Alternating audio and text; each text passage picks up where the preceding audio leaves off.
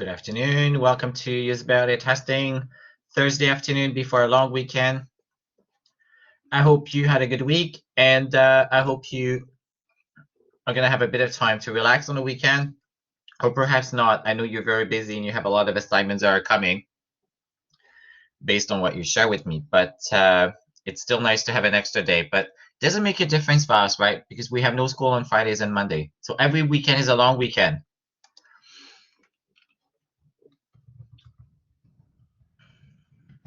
So we're just gonna give a bit more time for other students to join in, and then we can start today's session. And perhaps we may be able to finish a bit earlier, which gives you time to work on labs.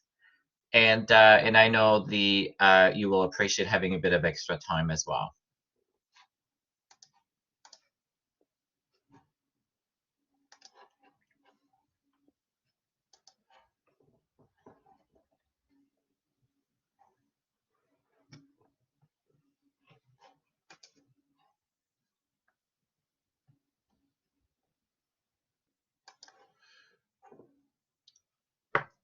Before we do so, are there any questions about anything that we talked yesterday in terms of the assignments that are coming?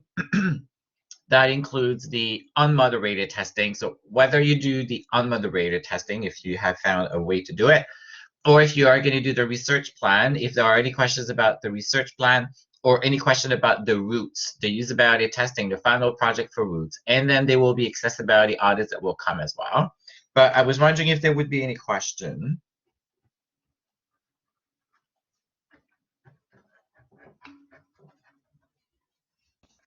Yves, just to let you know, Yes. in our BDES course, we have two big assignments due sort of a week today and then the following Monday. So I feel like we'll probably have questions, but it'll be like kind of near the due date, just because we're going to be doing those first, I think. So just to let you know. Thank you. What is this course? Which other course? We have a course, like a web development course, and then our prototyping for discovery course, which is with Sarah. So that one's due, I think, on the following Monday, and then we have a big coding assignment due on the Friday. So I'm competing against Sarah English then. Yes. Oh, I can reach out to Sarah.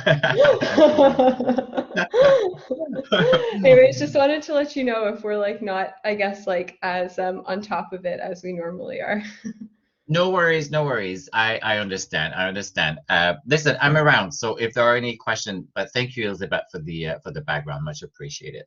Okay, so what we're gonna do is we're gonna jump in and we're gonna talk about eye tracking. I have some readings I think that I've added, or some PDF for summative usability testing. I've put the class together like 2 weeks ago almost. Heat maps and video recordings, but I think it will be a short session. Okay, how's that? So that means you'll have time to maybe work on the other assignments that you have. So when it comes to eye tracking, there are multiple readings. They're PDF. Some of them have 45 pages. Okay, so they're not mandatory. But if you are very, very curious to learn about eye tracking and really the how it actually works, the behind the curtains of eye tracking and how others have used them, by all means, I think you will find something for you in those 3 readings. I also have put a summative usability testing document, so that will show how you can be very, very precise in terms of what you want to measure. So if your usability testing is very about measure task on time, task completions, and being very detailed, this deck will introduce you to what you can use in some of the standard. There's actually a standard around them, but I will say, unless you work for like a software that is really, really, there's a safety elements, maybe for healthcare or pilots or planes, and that has a mission critical, maybe this is something that you would do. But when it comes to websites and when it comes to experiences, digital experiences, mobile app digital experiences, my experience in the 23 years, people don't really care about necessarily time on task and how long. They want to know, how do we make it better? How do we improve it? You can be very, very precise if you want, but at the end of the day, you need to be practical. So, and I haven't used a summative usability testing the way that they've described them. But at the end of the day, at our level, we want to have good experiences that are matching the business and the user goals and supporting them. Now, will 5 to 1 second millisecond difference between? No, will make a difference? Probably not. But if you work for some like highly mission critical software interfaces, it will make a difference. And some of them may be critical, mission critical. But some of the usability testing will help you to understand that. And then I have put some readings, some readings to online readings about eye tracking. There are some tools as well that are being used for online tracking, and one of them I haven't used it. There are multiple eye tracking Tobii eyeglasses, so I don't know. Some of you may have heard. Well, let me ask the question: anybody has done eye tracking or use eye tracking for any of your class or anything, any other context or at work with eye tracking? Do we know what eye tracking is? High level.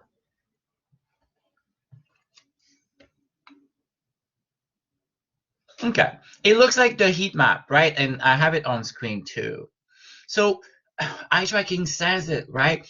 We are actually tracking where people are watching, what people are looking at, where people are gazing, what people are paying attention to as they do something.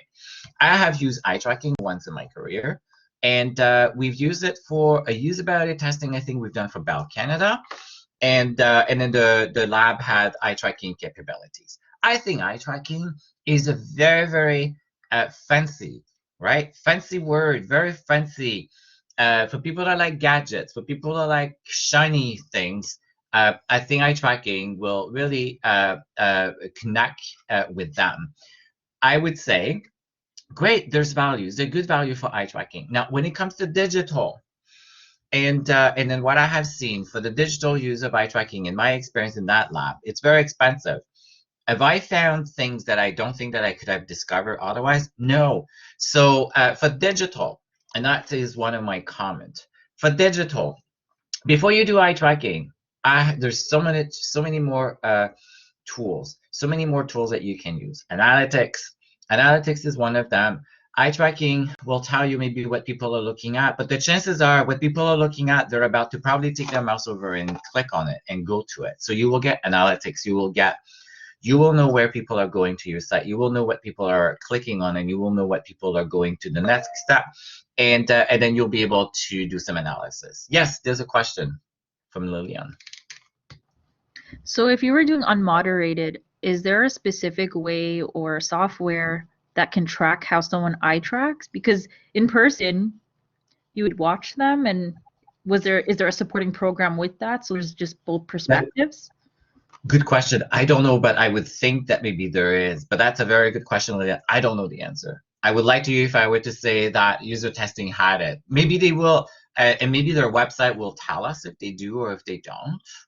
I would hope that they do, but I don't know. I really don't know. So the eye tracking. So in some of the readings that you will see, the eye tracking is actually a pair of glass. So you need to have a special device, right? You need to have a special device. I remember in the lab for Bell Canada, people had something on their head. So it doesn't feel very natural for the user in the lab. Well, first of all, a usability lab doesn't feel natural, but people move on, right? As they get very engaged and you actually make them feel comfortable, they will forget that they're in the lab environment. Now, when you do eye tracking, they actually have the device on them. So they do know that there's something, and it feels a little bit weird at the beginning, but again, they move on. With the eye tracking, if you're not doing digital, you can do eye tracking for anything. And some of the examples will show you. You can do eye tracking for someone who's at the ATM, but they have to wear a pair of glasses that is specialized, and they probably have to wear it for a period of time. It's almost like doing a journal, but then you're wearing the pair of glasses for the entire day so you can see what they're doing, what they're looking at. So you need to have that device. But I would hope that unmoderated has the eye tracking. I think eye tracking is a supplement. Eye tracking may give you some indication that maybe people are gazing on things, but they're not going to what they're looking for. A long time ago, I have read the relationship between eye tracking, where people are glazing, and where the mouse tracking as well. So I do know that there are some studies out there. So Liliane, you've mentioned about mouse tracking. I do know that there were studies that would show if mouse tracking would actually correlate or match what people are fixing, what people are looking at. And I remember reading that there's delay, but usually people are looking and they actually have a tendency to bring their mouse over and click eventually as well. So think of it. Eye tracking will tell you where people are going.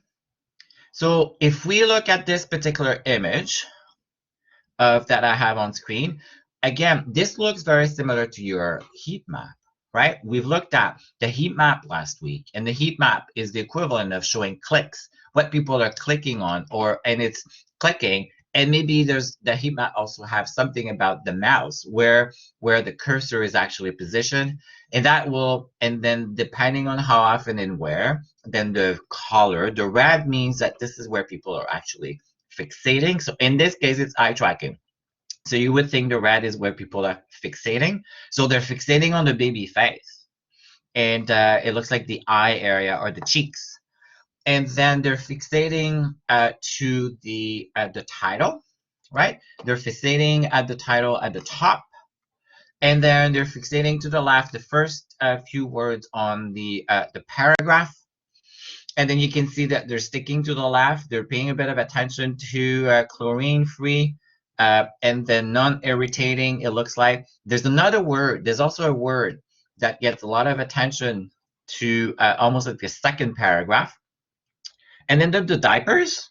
So people are staring to the diaper, and people are staring to the element that is next to the diaper that we don't know what that is, really. So the question is, okay, great. If this stare, they don't do anything, and maybe it's not, if we're on digital, these things are not clickable necessarily. So it tells you that there is interest and they're noticing and they're seeing. If it's a banner ad, if this was a banner ad and they're noticing and they're not clicking, then that would be a question of why aren't they clicking, right? Could it be content? Could it be that the banner ad is not appealing to them? And then you could probably use eye tracking to see if people will fixate a banner ad with images, no images. Why are they fixing on the baby eyes or cheeks as well? I don't know. So I think it triggers a lot of questions too. But you do have analytics today to know if a banner ad is effective or not. So if someone, let's say if you had eye tracking and people are looking at it, but they're not clicking on it, you at least know that people are noticing it, but they're choosing not to click on why. And maybe this is where you would do A/B testing. So this is how you can, if you had eye tracking, and if it's you subscribe to the software, and I don't know how the device works. I don't know if it means it's on your device at home. I don't know.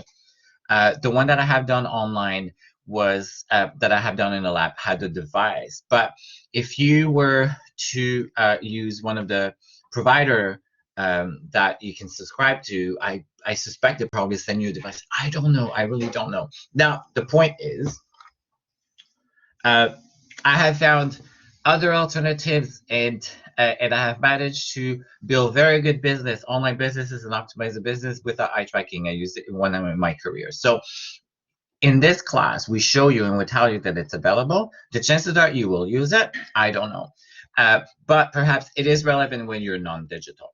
So if you're doing non-digital, and if you're doing store experiences, if you're doing packaging or ATMs, or you work for a bank and you want to see how people are using your kiosk, or how people are actually navigating through your store, and I don't know, maybe there's a combination of virtual technology and eye tracking in one combined that you can get some insights, great. But I think that it's an advanced technology that not too many people are using, but it's there and you can use and you can explore it. I have managed, and I don't know, a lot of companies are actually using the eye tracking. Now, my experience with Bell, when we've done the eye tracking with Bell, there isn't anything that I found that eye tracking was really telling me that we didn't see in the usability testing.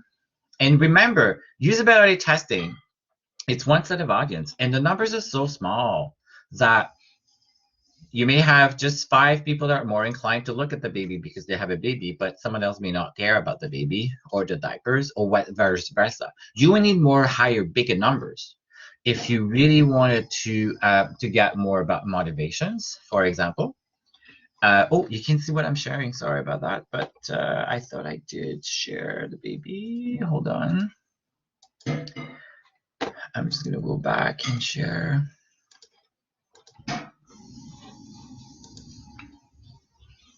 No, I don't know why it was not sharing. So this is on Canvas. Great. It's on Canvas, and it's actually I'm sharing the reading on Canvas for this week. Okay. So this looks like a heat map, right?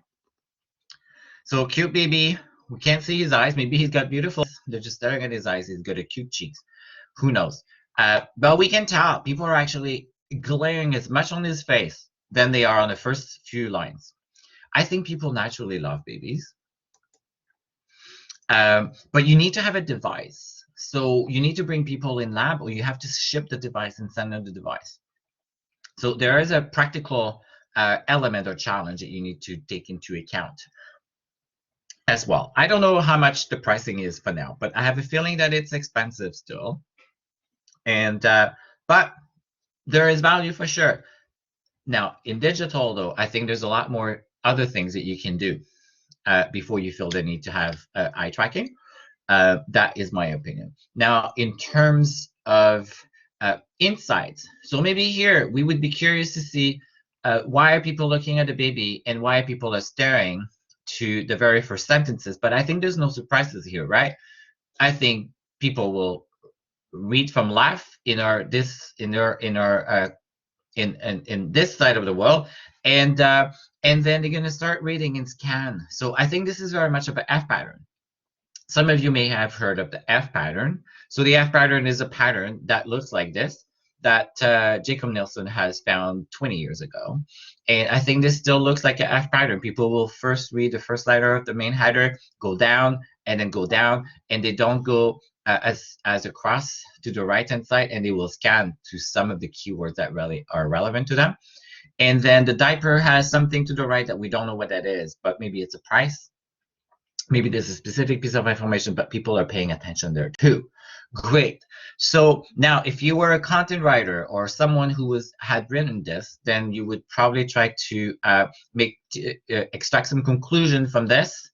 But then maybe you would be inclined to wanting to do some A/B testing on play with maybe some of the words and placement and see what happens in the A/B testing with high volumes, and then high volumes to your existing site, and be able to play with things. So I just think that eye tracking will be there as a triangulation, another piece of insight, triangulation to help you maybe to make sense as to why something is happening, and maybe why as people are not clicking. Here we would know people are actually seeing the baby. People are seeing the first words to the left, and people are seeing the diaper, and people are seeing the element to the right of it. Let's say that the element to the right of it was clickable, but people are not clicking on them. Then that would be an element. People are seeing, but they're not clicking. Why? Then the why we don't know. And then that would trigger a bunch of other questions, right? That is how you would use the eye tracking. So it's not going to tell you why. It's not going to give you, but it will give you a piece of insight. So it will at least tell you, do people notice? But if they don't do anything and they don't click, then you will have another challenge that you have to solve for. So perhaps you may see that on the, let's say on the buy flow, that people are seeing a particular button or option, but they're not clicking on, but you don't know why. So maybe this is where you would do some A/B testing. Maybe you would change the label on it. Maybe you would put another piece of info on it as well. Maybe there's something else, but we don't know. So I think it would help you to discover and investigate, which can also be very useful. So it will give you a sense of where people are gazing, their attention to focus, and natural behavior for almost any setting. So that means you could, as I said, you could use it outside of digital and see how people are responding and what people are watching and what people are looking and paying attention to.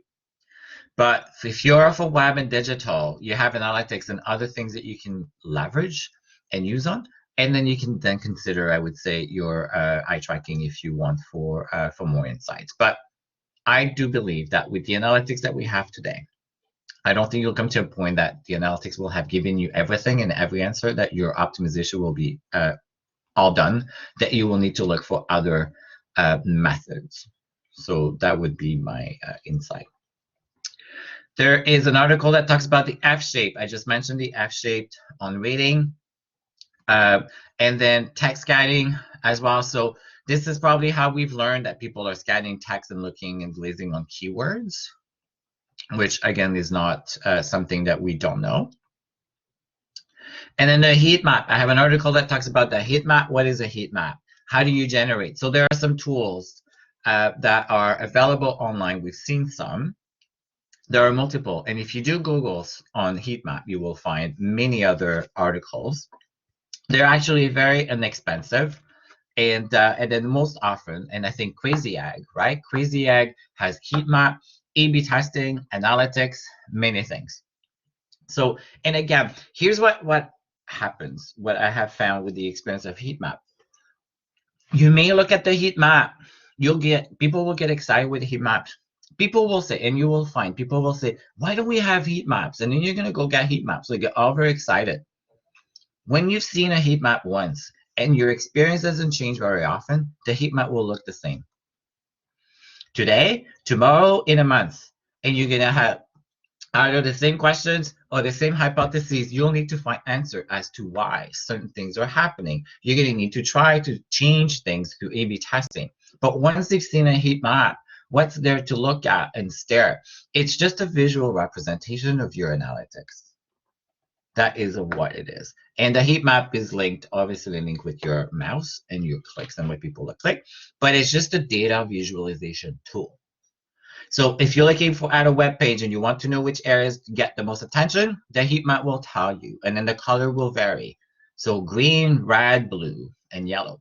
And then we've seen that some heat map will show you green to the top, and then as you or red to the top, and to orange, to green, to almost no one is coming to the bottom of your page, which is what we know.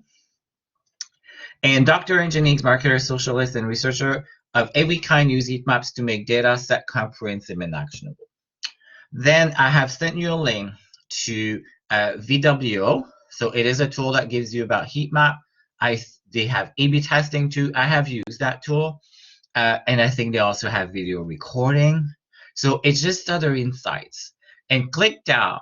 ClickDAO is a tool that I have also used at Rogers that has heat map and also has session recording, that you can really see what people are doing. And I would say watching videos of what people are doing and what people are clicking on and what people are not clicking on, I think is a lot more insightful than looking at a heat map that is just big circles, that the data will tell you that people are either going or they're not going.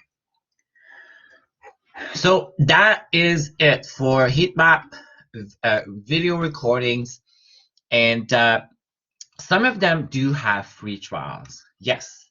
So some of them have free trials, but here's the challenge, Lillian, is you have to own the website so you can add a piece of code. You need to be able to add a piece of code. It's a tag, so it's a JavaScript tag that it will give you.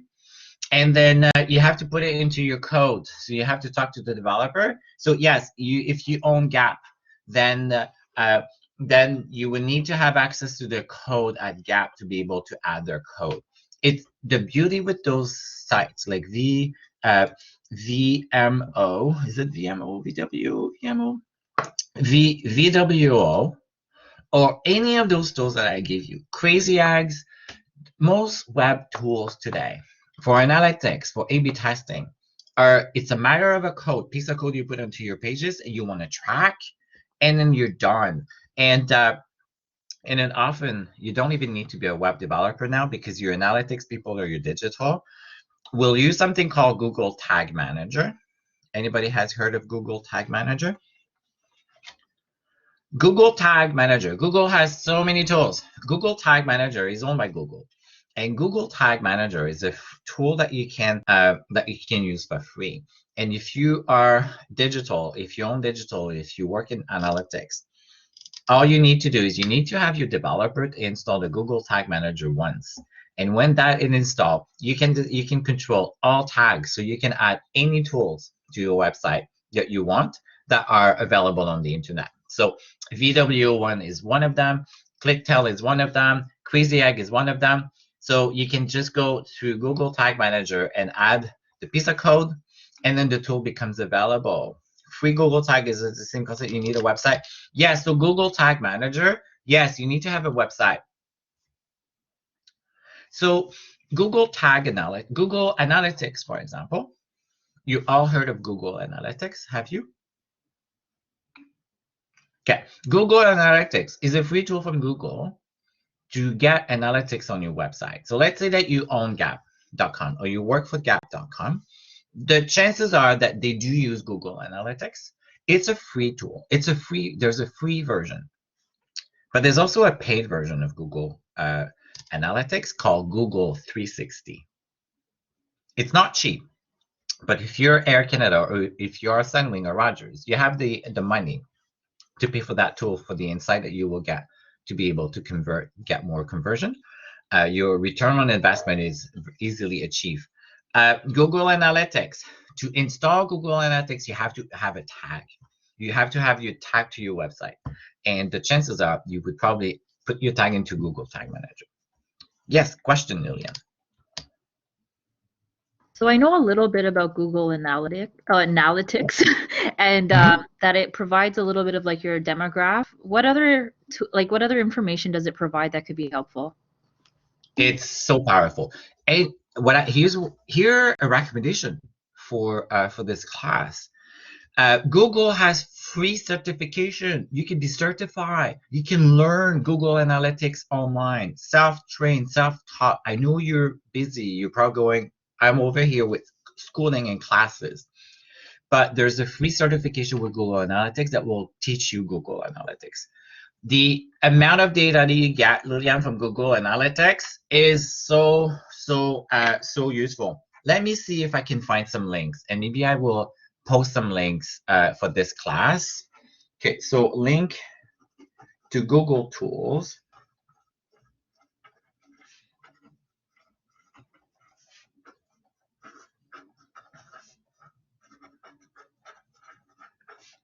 Well, yes, I will post some links to Google Tools, and maybe we can take, in one of our sessions, maybe we can take a bit of time and I can give you a bit of an overview on Google Analytics and show you Google Analytics, because I have it installed in some places.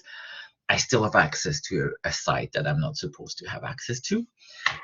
Or I can show you some screenshots of what it does, because I also teach Google Analytics class. It's very, very powerful. You get the number of visits, so you will know who is actually coming to your site. You will know where they're coming from. So you will know if they're coming from paid Google. So if you buy keywords on Google, then you will know how many people are actually visiting your site because they've seen an ad and they clicked on it. You will know how many people come to your site from typing in gap.com.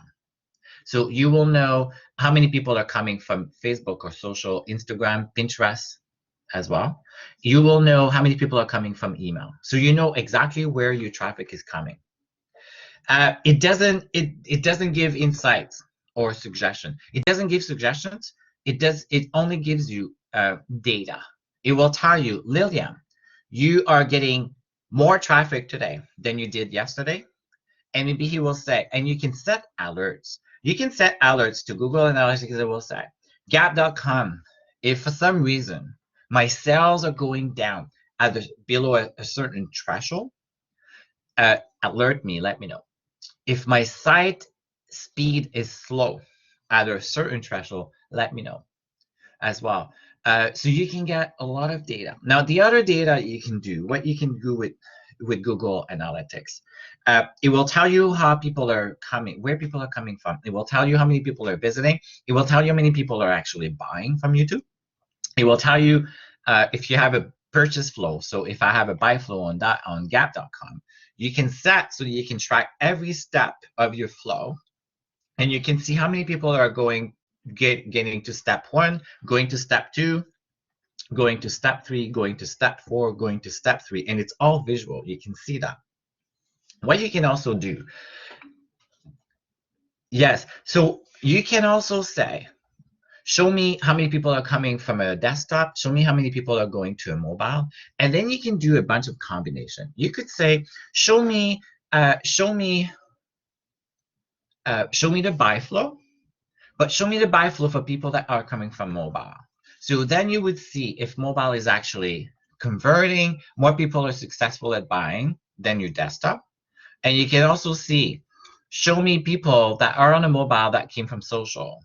You can put filter, you can put conditions. You can say, show me man, show me woman. And then you can also say, show me people that have maybe gone to a specific product page and show me if they actually are, these people are more inclined of buying or not through just clicking. So you can create segments. So you could create segments of people that have already visited your site and say, show me the people that have already visited my site and if they are actually more successful at buying or not. It's crazy. You can also track every action on the page. So you could say to Google Analytics, I want to track all the clicks on buttons. I want to track all the fields that people are typing in. If you have an FAQ and you have a place when you can search your FAQ, you can also track what people are searching on. Imagine the insight that you get. So you know what people are typing in, you know their words. Okay, so we do use beta testing and we say to people, think loud. So you want to hear the words that they choose, right? You want to hear the words that they use.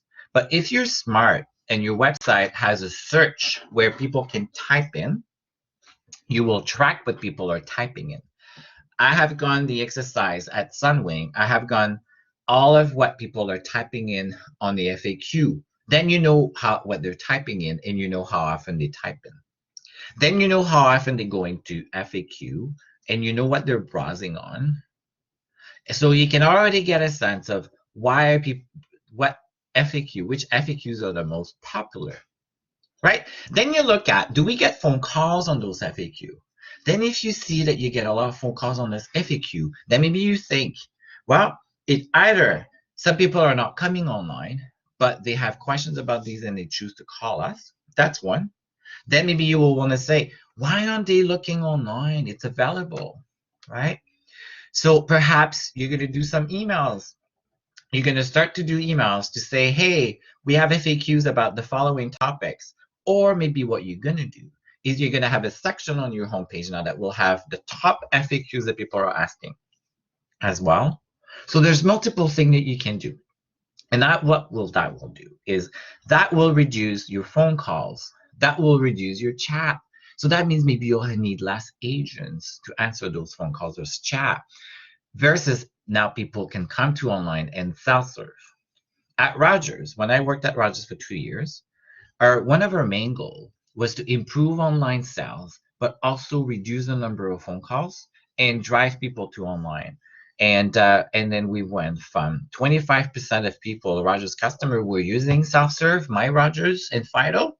And when I left, 50% of people now were finding on their own answers and were stopping calling us. Rogers used to spend 4 million plus per month on phone calls. Imagine how much money that is saving company. It's huge. It's very, very powerful. So Google Analytics has so much. So I will share links to some of the Google certification as well. You will see there's a lot of training, but you can find ages, you can find demographic. Here's what Google Analytics as well. Google Analytics. Google tracks everything. Google Analytics will also tell you the people that are actually actively searching for your product or for travels. If you use our gap, Google will be able to tell you the people, you'll be able to filter out on people that are actually looking at competitive website because Google knows that they're actually searching on apparels. They're searching on sweatpants. They're searching on hoodies. They're searching on things that Gap sells. They're not going to tell you which website, but Google will say, you have these people are actually actively looking and they've been to other websites because we know they're searching. And that, of course, Google tracks. And Google, if you're logged in and you go to these sites, Google will know all of this. Very, very powerful. So Google, yes, I know you're thinking scary. So if you are Gap.com, on most people, when they come to Gap, or most people that go, when they go to a website, they don't buy right away. They will come 2, 3, or 4 times. It will take multiple visits before they choose to buy. So as Gap, you have multiple opportunities to email those people. Anybody gets abandoned email? Do you visit websites sometimes and you, for some reason, you go into your inbox and you have an email from the site and says, hey, Liliane, come back, complete your purchase. Anybody has done? Yes. So these are called abandoned email. I know it's creepy, right? But that is because you've subscribed. They have your email and you've given them permission. Otherwise they wouldn't do that, at least in Canada. In Canada, we have the law called CASL, the Canadian Anti-Spam Law. You have to give permission to whoever is sending you this email to actually email you, but you can unsubscribe at any time that you want. But those are abandoned emails, so they know that you've been to the site and you were looking at something. They decide when to send an email for what is the trigger. So one of the trigger for sending email maybe is you have an item in your cart, but you don't buy it. So what that means, they're actually tracking to see if you've done a purchase. They will know if you're leaving the site. Now, if you leave the site and don't have a purchase, how do they know? They know your email because you're a visit. They know, oh, Liliane is on Gap.com. She's a customer. She subscribed. She visited our website. And then, but she puts an item into her cart and she's not buying. How do they know you haven't bought? It's because they will know that you don't have an active purchase in their customer databases. Most often, yes, you have to be, you would, but you don't. So at Sunwing, I don't have, at Sunwing.com, I did not have an account profiling. They just added it 2 months ago. But when I was there for 2 years, we did not have an account profiling, but I was able to do abandoned email. We were using a technology called Selligent, Selligent. There are multiple examples of Selligent out there, okay? You don't need to be logged in. That the technology will, first of all, that technology, and it's really easy to install too. That technology can be installed through a tag, okay? And what it will do first, it will help me to collect your email. So you will come to my site and it will say, hey, sign up for email with Sunwing so that we can talk to you and let you know when we have a deal. Then you go on, Liliane, and you sign up. So that at that point, you give me permission. Then I have permission to email you. Now I'm going to track you. And you don't need to be logged in because Sunwing does not even have an account. But I do know you because you've signed up with me. And the technology is smart enough to know that when you come, that it's you and you connected to this email address. Then you do something, you look at a hotel, but you don't even buy the hotel. Then we had a trigger. If you're looking at a hotel and you don't buy the hotel, how do I know you buy a hotel or not? It's because I have a code on my payment page that will fire when you buy, and it will say, give me the name or the email of that customer, and it will say Liliane. Then at that point, I know that Liliane has a purchase, then I will not send her an abandoned email. But if you leave my site, yes, then if you leave my site, Liliane, I will see, oh, no purchases. Then I will send you an email. Then the trigger email will trigger, and there will be an email that will be sent to you. And then you can decide when do you want to send the email. So I say, I'm going to send the email 2 hours after Liliane has visited sunwing.ca, and then I will see and I will hope that she will come back and buy something. You can decide to schedule. Then you can do some A/B testing on the schedule too. Right? You could test 2, 3, 4 hours. And then the system will tell you when does Liliane buy if she ever buys. Then you get an email, then you come and visit again. Then you buy. Then if you buy, then there's a little fire that goes and says, Liliane has bought. Bang. This will be the end of that automated campaign. So there's automated emails that exist for pretty much anything. I also teach that. And then you can have 100 automated email. It's up to you. You decide as a business. So you always have to have a trigger when it starts. Then for how long are you going to send the abandoned email? So maybe you're going to say, I'm going to send an abandoned email for twice. And if after 3 times there's no purchases, bang, end of that campaign. Then you think, what's the next campaign? How do I get Lillian back again? All of this can also be tracked in Google Analytics. And I could say, show me, I want to filter, I want to show only people that have been to my website in the last 24 hours. I want to show people that have been to my website in 48 hours and tell me what they've done and what they've seen. You don't have names of people, but you can see, you will get numbers and insights. But Google will be able to also only talk to those people, but he's not going to reveal me who you are necessarily. Very powerful. It works very well. Yes, it's creepy, but this is how you are relevant. If you do a good job, if you add value through these emails, if I'm there in that email, maybe I'm going to give you more insight about that hotel. If you add value, people are okay. And but that is personalization. That is being relevant. But you need to have a piece about that person. You need to have some info that you know it's Lillian and you can follow her. It's fun. It's really, really fun. Okay, I don't know how we got into this. Oh yeah, the question was Google Analytics, what can you get? It's humongous what you can get. So I will share some links and then you can see, and Google has many certification. I would say for you as usability expert, I think you should all have some knowledge about Google Analytics. It's really hard to be usability testing and not have data and not be comfortable with analytics, especially if you're going to be digital.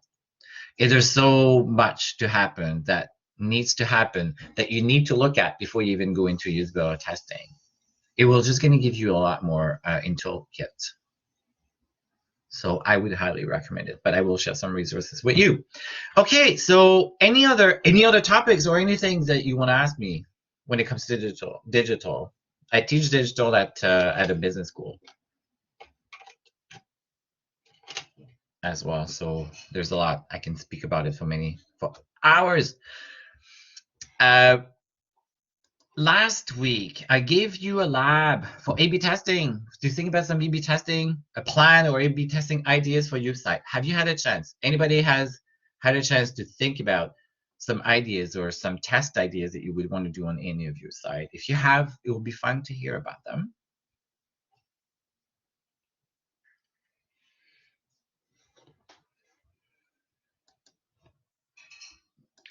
The framework is there, it's available. So I would say if you're curious about A/B testing, again, just like Google Analytics, A/B testing, if you're going to end up working on web and supporting websites, I say get familiar with A/B testing and Google Analytics and with data. Get friends, become friends with the data people. You will be amazed with the amount of data that they have as well. Rogers had a huge data warehouse just to understand all the customer touch points at Rogers, like stores, online, phone calls, email, chat. It took them a year to build a warehouse. 12 months plus, they spent millions of dollars. They had 60,000 line of data in their data warehouse. It was humongous. We were having huge challenges to understand how people navigated through the Rogers brand. Now, logged in or not logged in, here's a challenge, Lillian. If you depend on the functionality that someone has to be logged in, at Air Canada Vacations, 15% of people were logging in. No, 5% of people were logging in. I had an account creation and only 5% of people were logging in. So that means for 95% of your people, you don't know who they are and what they do. So you do need to have technology that work without logged in, because otherwise, for 95% of people that are touching your brand, you know nothing about them. I'm working with Roots Canada with another class, and I also know that it's actually a little bit more than 5%, but it's below 20%, the number of people that are actually logged in at Roots, and that is in their peak times. So it's probably anywhere between 10 to 15% only if people are logging into Roots Canada. So you're limited. So you do need technology, and there are technologies that are helping to do that.